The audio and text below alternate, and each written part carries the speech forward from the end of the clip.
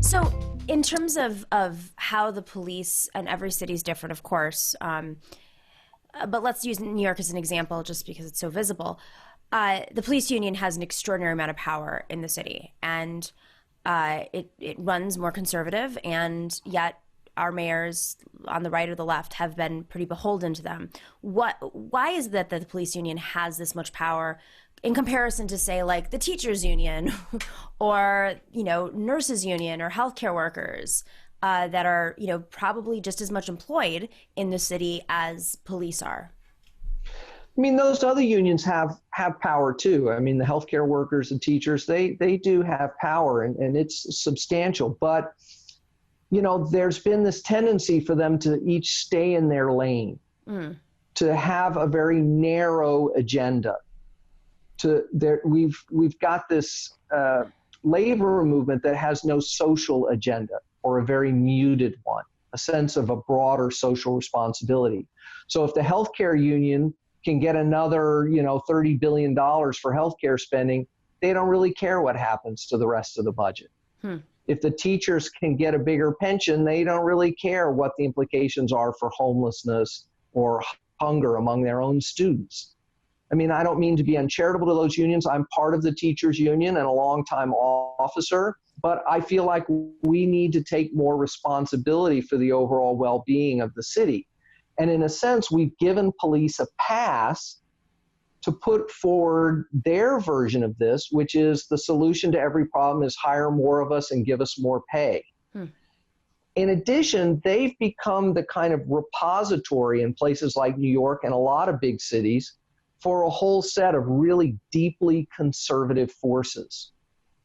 They become the kind of spokespeople for deeply right-wing ideologies that in many cases are openly racist.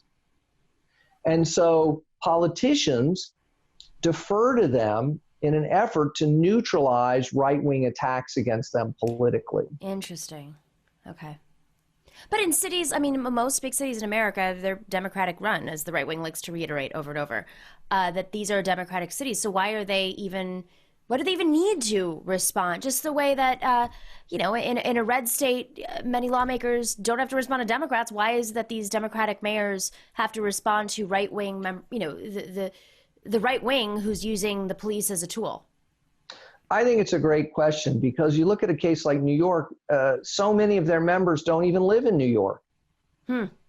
And they don't necessarily have the best interests of New York City in mind when they make their decisions about political endorsements and campaign giving. And I think a big part of what we have to do is we have to make the political support of those unions toxic. Right. That politicians who take their money and take their endorsements cannot be our friends. Because every time we embrace a police-centered solution to a community problem, we're undercutting the possibility of an alternative, more humane, restorative approach. Because that police-centered approach comes with an ideology, this kind of toxic thin blue line ideology that says that police are the only thing that keeps society together. The constant threat of coercion and punishment. That completely undermines the idea that we could actually help people, we could actually build people up.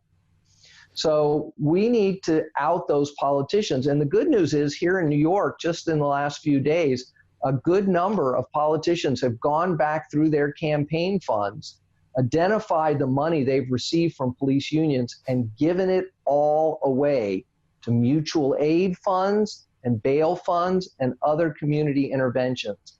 And this is the future of disempowering those police unions.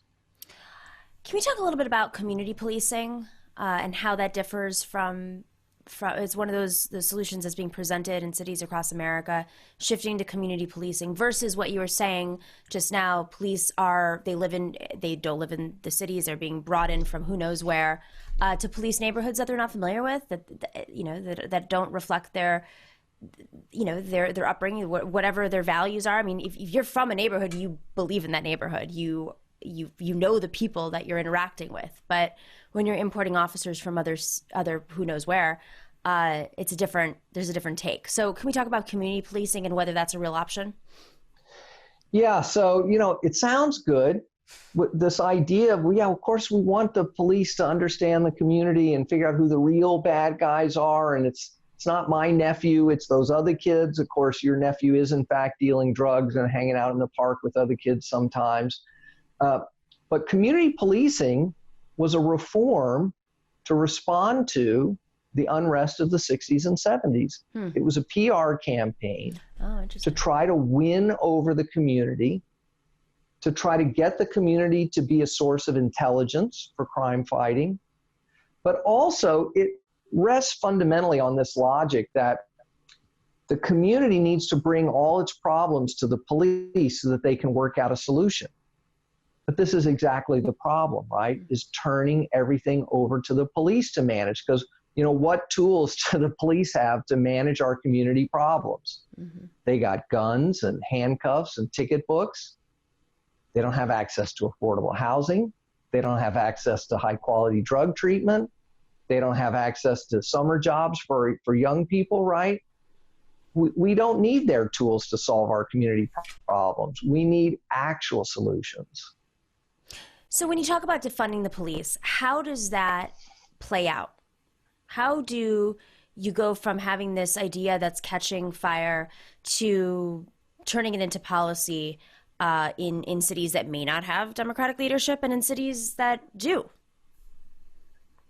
Tomorrow, there are no police. No, that's not what we're talking about. Right. So there are campaigns underway all across the country that were happening before the events of this last week, calling for budgetary interventions to shift funding from police to community identified needs. Even in Minneapolis, there was a robust campaign calling for shifting $45 million.